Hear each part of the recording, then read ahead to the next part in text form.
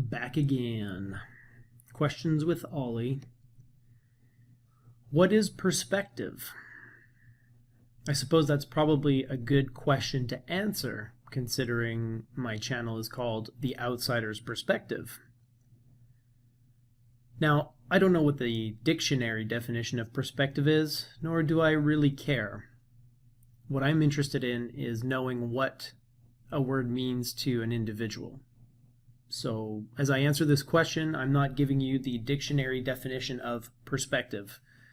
I'm giving you my individual definition of perspective, what I understand the word to mean.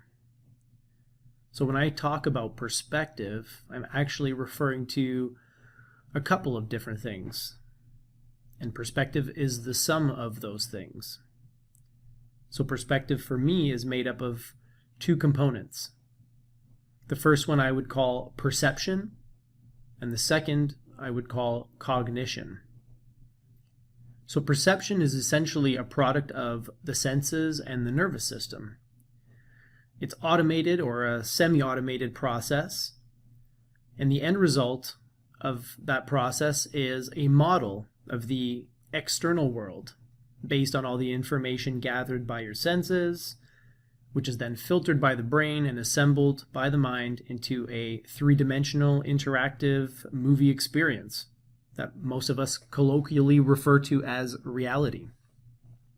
So that would be perception. That's the first and most foundational building block of your perspective. It's what you see, what you hear, what you feel, so on and so forth.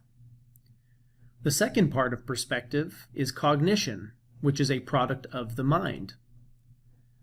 It's the process by which what you perceive with your senses and through your nervous system is contextualized, analyzed, and then interpreted. The mind basically takes this 3D interactive movie that you're in, and then it compares and contrasts. It looks for parallels or similarities or differences.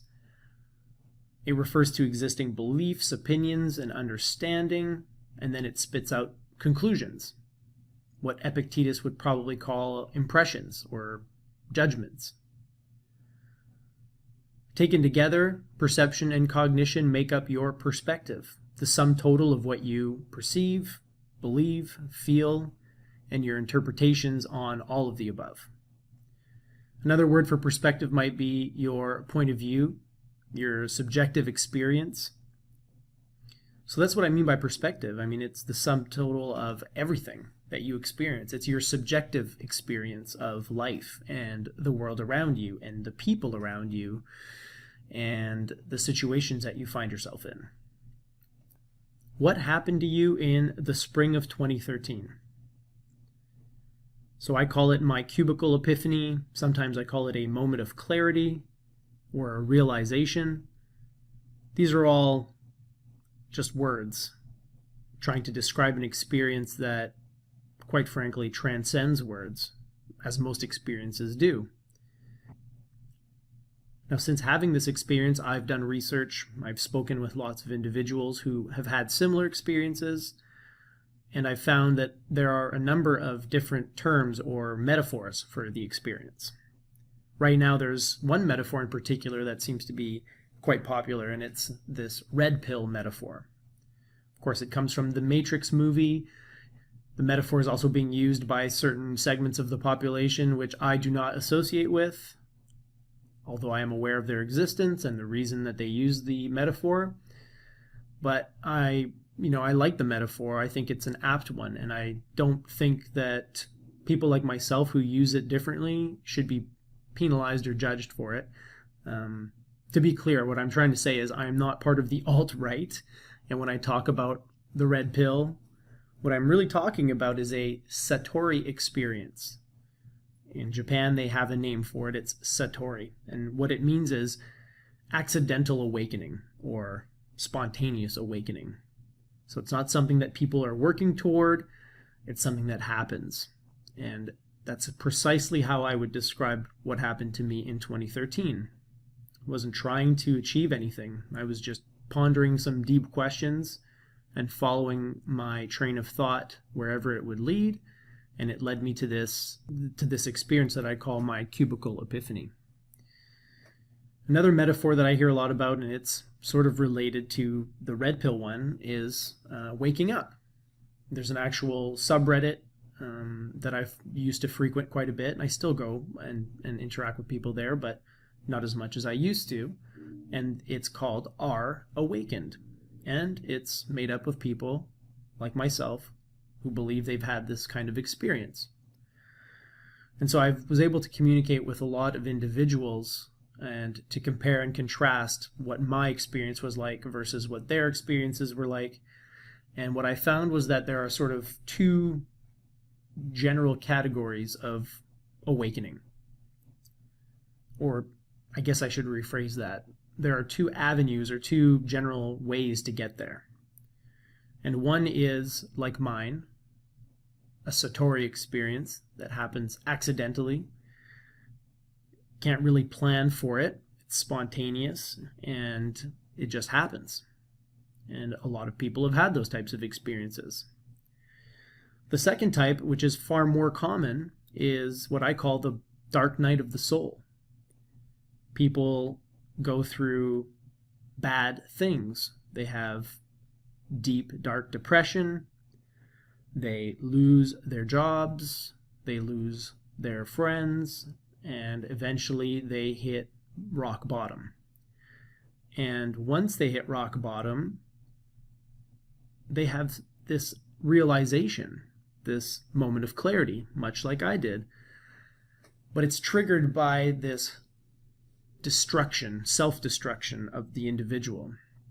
And it makes sense because when you strip away everything that you are, when you lose the things that matter to you, when your illusions are stripped away because you can no longer lie to yourself, and because the world is revealing to you the reality of the situation and you can't deny it anymore. You're basically being deconstructed. And what's left at the end when individuals hit bottom is something that you were never able to see before because it was obscured by all the crap that has been stripped away from you by these unfortunate and negative events. So at the end of it, when they hit bottom, all that's left is pure being, pure consciousness, the Atman, the self, the unconditioned self. And for a lot of people, the only way to catch a glimpse of that underlying core is to be dismantled by life, by the world. So I'm really happy that I didn't have to go through it that way. I'm happy that I was able to stumble upon the self with a capital S without having to be totally demolished by life and the universe.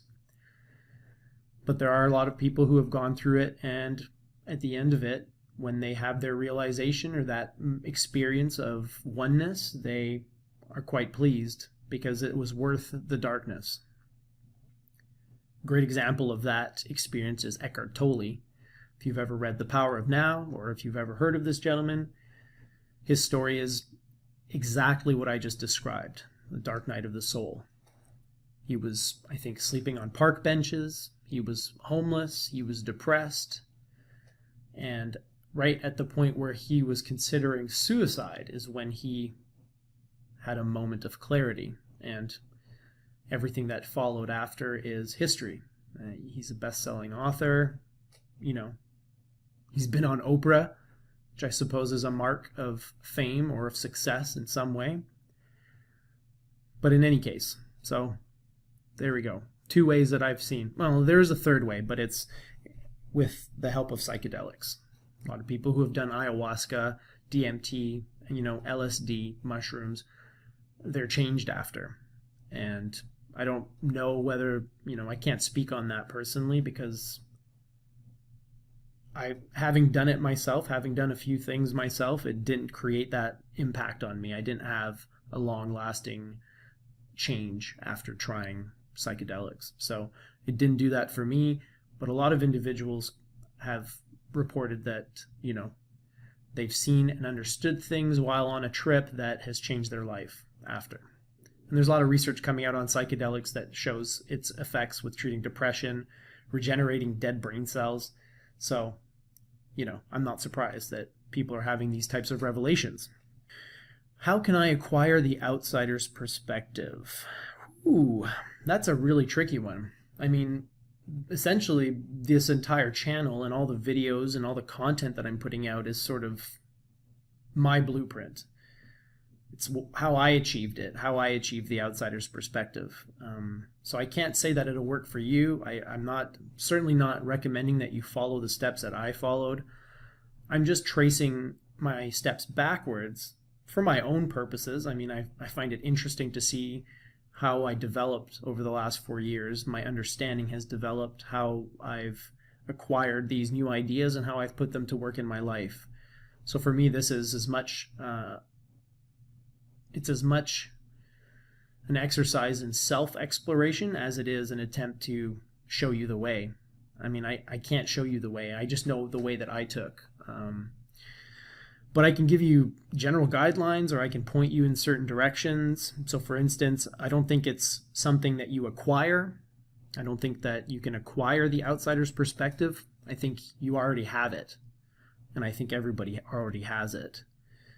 It's less a matter of acquiring and more a matter of cultivating it, of bringing it out in yourself, or put differently, of clearing the stuff that's in the way of it now so that you can get to it more easily, so that you can access it. But essentially, I think there are a number of ways that you can get there to that level where you can cultivate it and you can access it with relative ease. Books, obviously, are a great way. There are lots of books out there that if you are primed and if your mind is open and your heart is open, you will find the way through these books. The first book that I stumbled upon after my epiphany was Marcus Aurelius's Meditations, and of course it just further reinforced and expanded my understanding. It changed me even more than I was already changed, because as I've said, or may have said before, if I hadn't started researching and developing a practice after my epiphany, I don't think that I would have remained altered. I think I would have reverted back to the old Ollie, the one who was always angry, impatient, arrogant, thought he knew everything, kind of petty and cruel in some ways as well. So I think I would have reverted back to that guy very quickly. So books is one way, and putting what you're learning into practice, most importantly. Teachers, there are lots of them out there. Again, you can read their teachings, or you can watch videos, you can go to seminars, you can learn from them in a variety of ways. YouTube is great because you can, listen to a variety of people, speakers and philosophers and mystics and all that. So these are all ways to open yourself up and to discover paths and methods for cultivating the outsider's perspective. But at the end of the day, we ourselves must walk the path. Buddhas only show the way. That's what the Buddha said in the Dhammapada, which, by the way, is a pretty awesome spiritual leader, the one who tells you that they can't do anything for you. All they can do is show you the path. I mean, that's pretty cool. So whatever you discover through your research, through books, through teachers and videos, at the end of the day, they can only show you the way. You have to walk the path. And so that's the most important part of any practice, and especially cultivating the outsider's perspective. Because again, if depending on how old you are, you've been conditioned to live in your personal subjective perspective as Joe Blow or Jane Doe or whoever you are. And so it takes a lot of work and it takes a lot of consistent effort to achieve or to cultivate the outsider's perspective, and also to return to it frequently. So practice, practice, practice. 3 things that really helped me and still help me to this day to maintain this mindset: meditation, not of the sitting down and not thinking variety necessarily, more of contemplating and repeating certain things to myself, maxims, mantras, affirmations, keeping them in my mind all the time and keeping my mind focused on them. That's what I mean by meditation. I have meditated in other ways where I sit and breathe and bring stillness to my mind. A lot of people have great success with that, and I use it sporadically but not regularly. The type of meditation that I'm thinking of is more of a contemplation.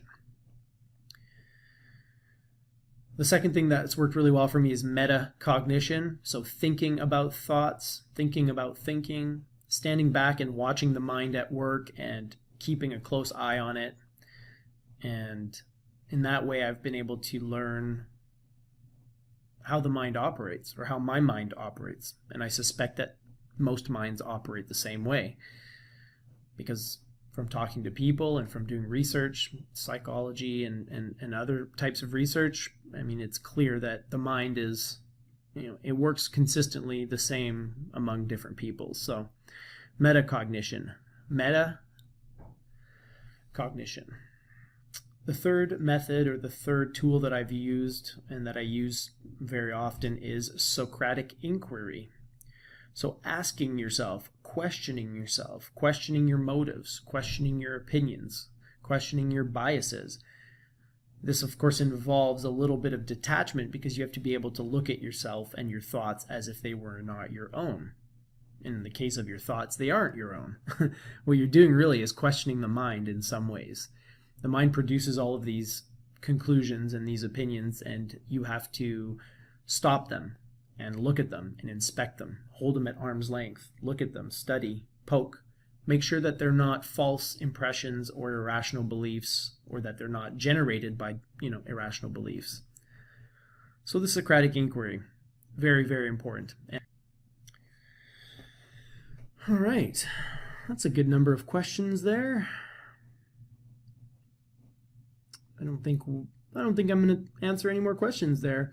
But if you have any questions, comments, insights that you'd like to share with me, I'd be more than happy to address them in these videos. So please do send them my way.